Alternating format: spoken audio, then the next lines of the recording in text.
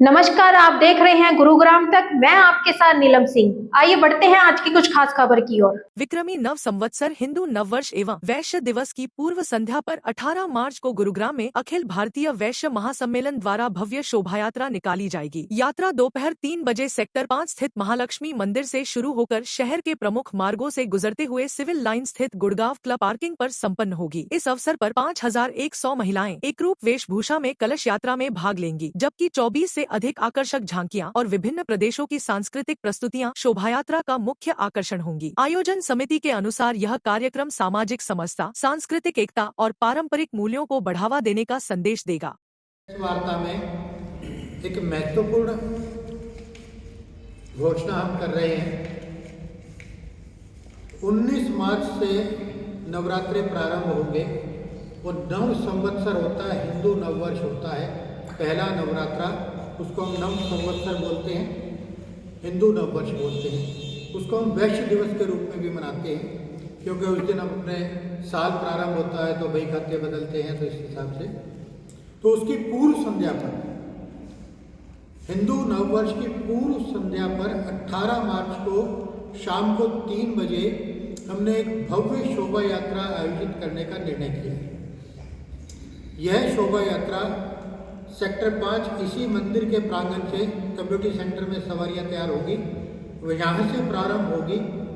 यहाँ से चिंतपूर्णी मंदिर होते हुए चिंतपूर्णी मंदिर से रेलवे रोड पर सेक्टर 4-7 के चौक पर, सेक्टर 4-7 के चौक से ओल्ड रेलवे रोड की तरफ, ओल्ड रेलवे रोड से कॉलोनी मोड़, कॉलोनी मोड़ से सीधा कबीर भवन चौक, प्रेम मंदिर के सामने से होते हुए कबीर भवन चौक से सोना चौक, सोना चौक से हम लेफ्ट को टर्न करेंगे सदर बाजार में, और सदर बाजार में महाराजा अग्रसेन चौक के सामने जो हायर सेकेंडरी स्कूल है, वो स्कूल में अथवा पार्किंग जो हॉस्पिटल वाली है वहाँ पर उसका समापन होगा।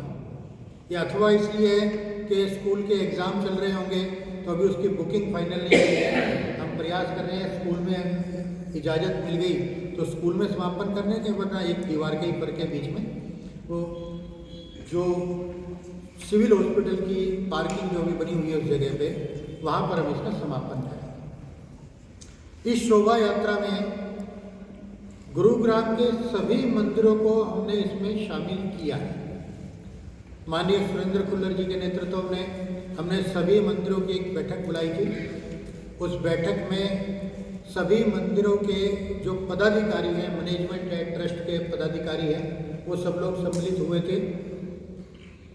उन्होंने कहा कि हम एक एक झांकी सभी मंदिर स्पॉन्सर करेंगे, एक एक झांकी हर एक मंदिर की तरफ से रहेगी।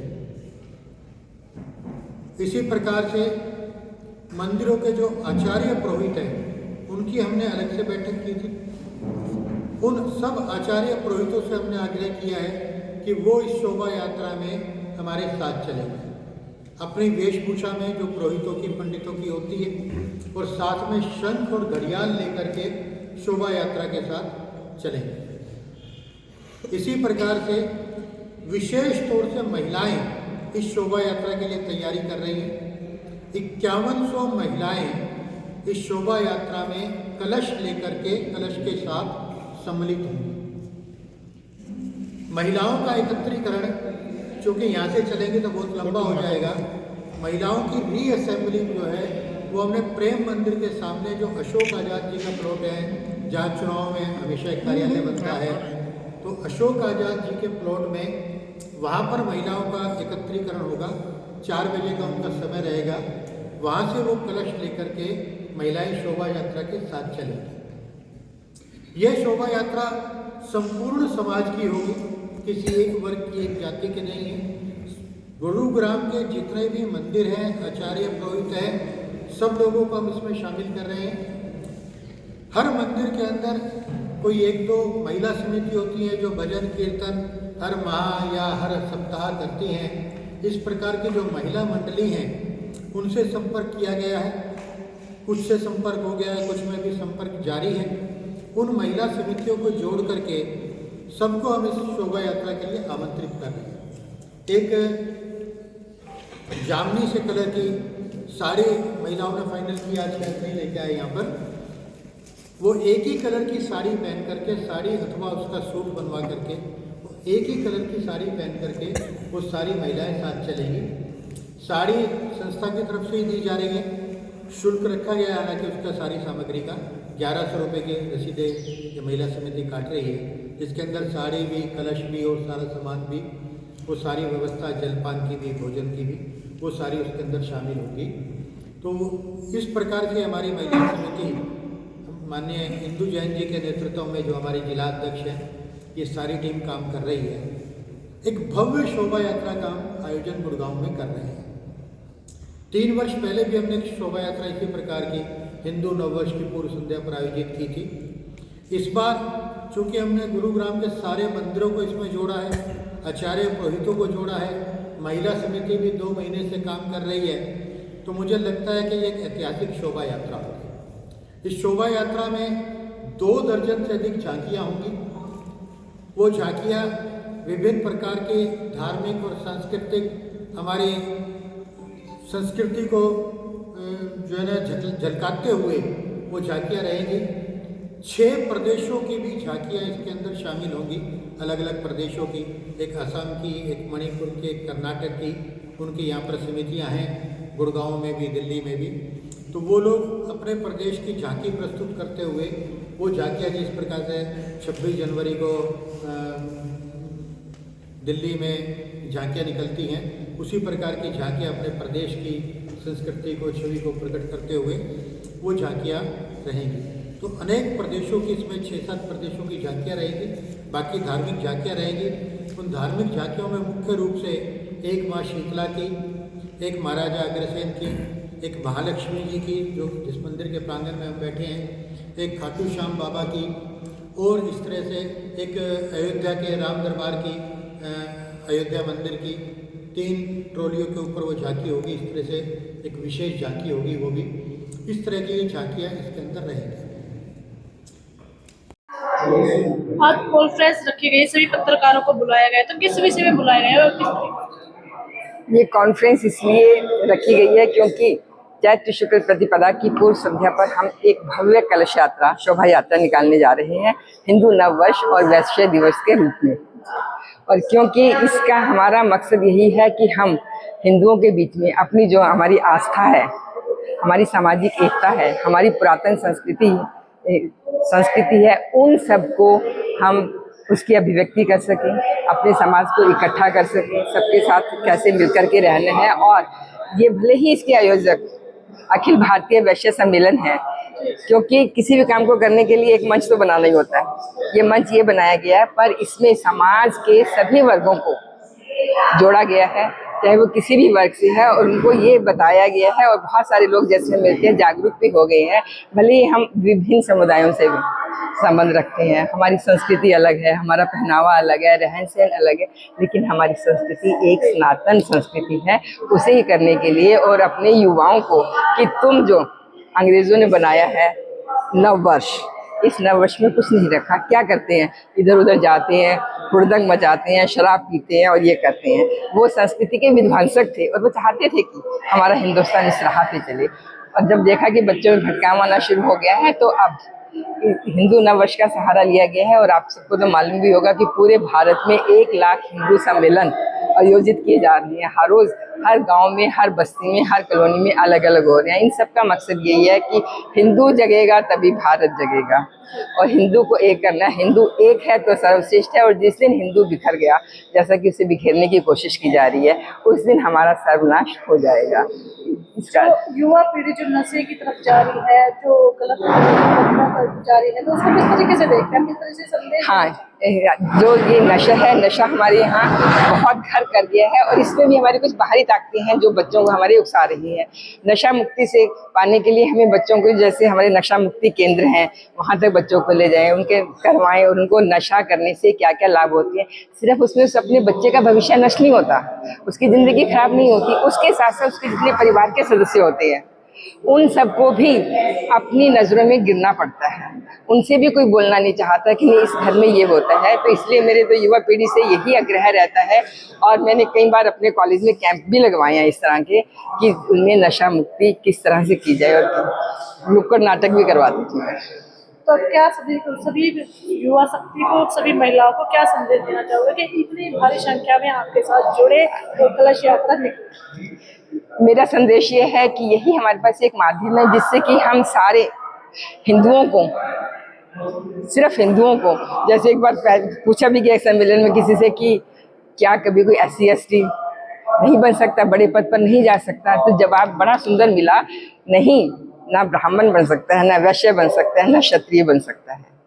बन सकता है कौन? सिर्फ एक हिंदू किसी भी बड़े पद पर जा सकता है। जब हमारी ये मानसिकता आ जाएंगी कि हम कोई नहीं है, सिर्फ एक हिंदू हैं, तो उस दिन हम एक हो जाएंगे और उस दिन ये सारी महिलाएं भी और सारे बच्चे भी एक हो जाएंगे। और मैं जितना देख रही हूँ, जुड़ी हुई हूँ संस्थाओं से काफ़ी, तो ये वाला संदेश हम दे भी रहे हैं और बच्चे हमारे साथ जुड़ भी रहे हैं। इससे पहले भी हमने एक यहाँ पे ही ये निकाला था, हरा ये निकाली जा रही है महालक्ष्मी माता के मंदिर से, तो किस तरीके से देखते हैं? देखिए, ये अखिल भारतीय वैश्य संगठन की तरफ से ये पूरी शोभा यात्रा का आयोजन किया जा रहा है। महालक्ष्मी मंदिर से ये शोभा यात्रा शुरू होगी और अग्रसेन चौक पर इसका समापन होगा। इस शोभा यात्रा में आध्यात्मिक, सामाजिक, ऐतिहासिक, सांस्कृतिक सभी भावनाओं से ओतप्रोत झांकियाँ, प्रदर्शन आपको देखने के लिए मिलेंगे। और सबसे बड़ी बात जो है वो ये है कि हम वसुधैव कुटुंबकम की संस्कृति में विश्वास करने वाले लोग हैं, हम भारतीय।